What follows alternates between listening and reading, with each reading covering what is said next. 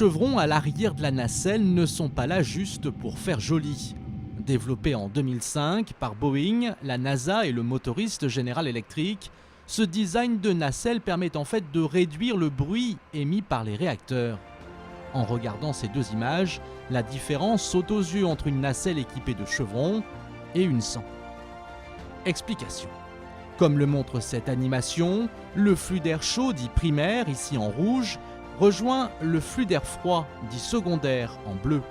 Ces flux sortent des moteurs à des vitesses différentes et génèrent des turbulences à la sortie du moteur. En modifiant avec les chevrons la zone où ces courants se rencontrent, on réduit les turbulences et donc le bruit d'environ 10%. Une différence de plusieurs décibels appréciable pour les riverains des aéroports, mais aussi pour les passagers. Ce n'est donc pas surprenant que Boeing ait décidé d'équiper avec ses nacelles à chevrons les moteurs de ses derniers modèles d'avions. On les retrouve donc aussi bien sur des moteurs de General Electric, de Rolls-Royce ou encore de CFM International.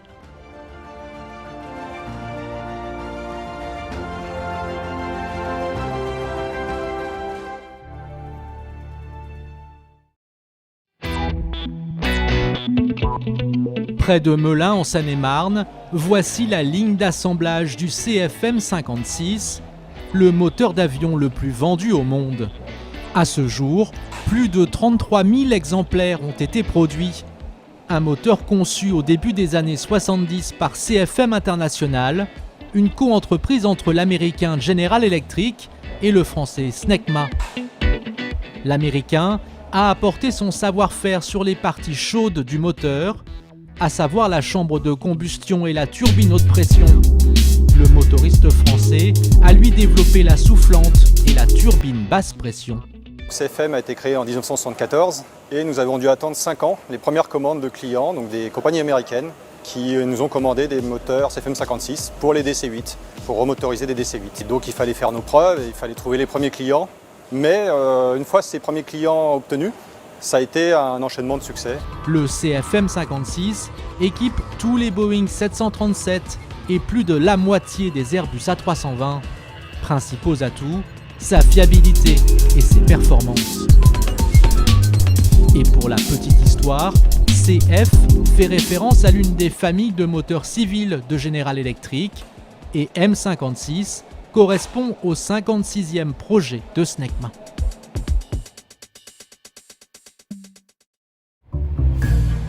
Réduire toujours plus la consommation de carburant des avions est l'un des enjeux de l'industrie. Depuis le milieu des années 2010, l'ONERA comme la NASA planchent sur un concept où les réacteurs sont partiellement intégrés à l'arrière du fuselage. L'avantage, c'est une diminution de la traînée qui se traduit par une économie de carburant. Voici pourquoi. Sur un avion, le flux d'air au voisinage du fuselage est ralenti par frottement, ce qui augmente sa traînée. En intégrant les moteurs à l'arrière du fuselage, cette couche d'air est aspirée par les réacteurs et la traînée est moindre. L'inconvénient, c'est que les aubes de soufflante sont soumises à des contraintes plus fortes. Sur un avion standard, les aubes sont soumises à un flux d'air uniforme car l'air rentre sans perturbation dans le réacteur. Si les moteurs sont intégrés à l'arrière, alors le flux d'air n'est plus uniforme car il est perturbé par le fuselage. Il faudrait donc que les aubes soient plus résistantes encore qu'elles ne le sont aujourd'hui. Un véritable défi technologique.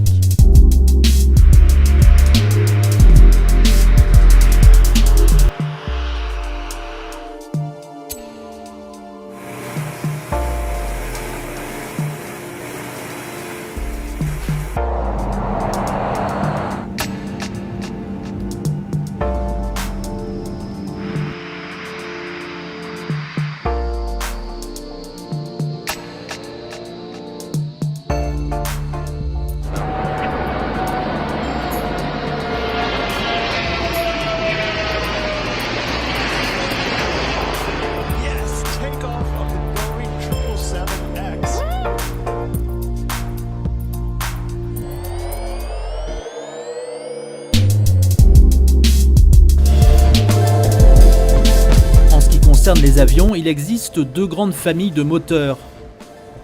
Les moteurs à piston et les moteurs à réaction. L'aviation a commencé avec des moteurs à piston rotatifs, comme ce Gnome Omega, développé en 1909. Ces moteurs ont cessé d'être fabriqués et on ne les trouve aujourd'hui que sur quelques rares avions de collection, comme nous l'explique Daniel Declercq, membre de l'association des Amis du musée Safran. À la fin de la Seconde Guerre mondiale, on s'aperçoit qu'il faut dépasser le stade technique des moteurs à piston. Et pour ce faire, une nouvelle technologie est développée, en particulier par les Allemands à l'issue de la Seconde Guerre mondiale, c'est le turboréacteur, c'est-à-dire le moteur à réaction. C'est-à-dire qu'on ne va plus parler de puissance d'un moteur pour pouvoir entraîner une hélice, mais d'un moteur qui va développer de la poussée. Et dans cette catégorie des moteurs à réaction, on trouve les turbopropulseurs et les turboréacteurs. Les turbopropulseurs font leur apparition en 1945. Comme les moteurs à piston, ils sont équipés d'une hélice. On les retrouve aujourd'hui sur l'A400M ou les ATR. Ils utilisent la technologie du turboréacteur, générateur de puissance pour entraîner une hélice, mais ils sont limités en termes de poussée. La révolution technologique intervient au début des années 50 avec les turboréacteurs. À l'origine, ils sont à simple flux, mais la plupart sont aujourd'hui à double flux, ce qui offre un meilleur rendement propulsif. Ils équipent de très nombreux avions civils et militaires, mais leurs caractéristiques diffèrent en fonction de leur utilisation. Les avions de combat bénéficient par exemple de la technologie post-combustion développée dans les années 60 et qui permet, en réinjectant du carburant, d'augmenter la poussée du réacteur de 30% pour atteindre des vitesses supersoniques. C'est vraiment la différence entre les moteurs militaires, qui sont des moteurs de performance dans un temps très court, et un moteur civil qui est un moteur qui doit tourner pendant de nombreuses heures avec une faible consommation. On peut comparer un moteur militaire à une voiture Formule 1 et un moteur civil à un moteur d'autobus. Concorde était aussi équipé de turboréacteurs à post-combustion.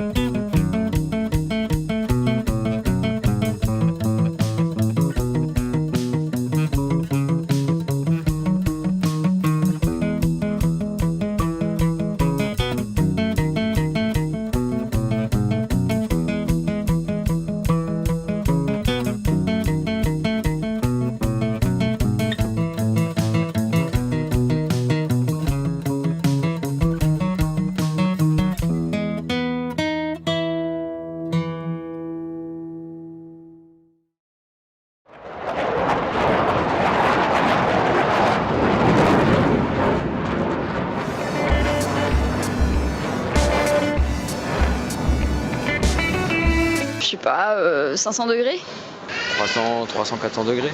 Peut-être 100 degrés. 500 degrés. Plus, beaucoup plus moi aussi.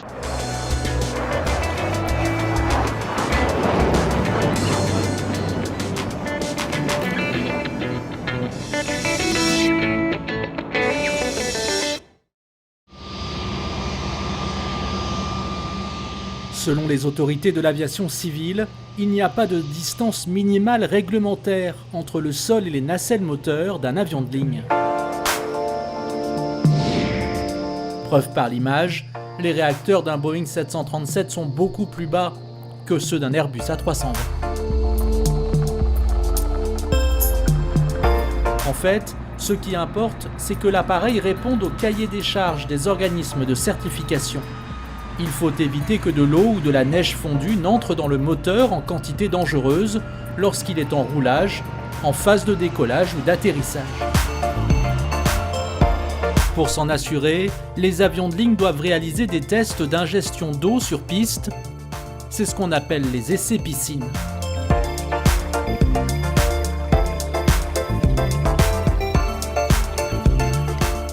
Par ailleurs, les réacteurs d'un avion doivent être fixés à une distance suffisamment éloignée du sol, de manière à ne pas aspirer de corps étrangers.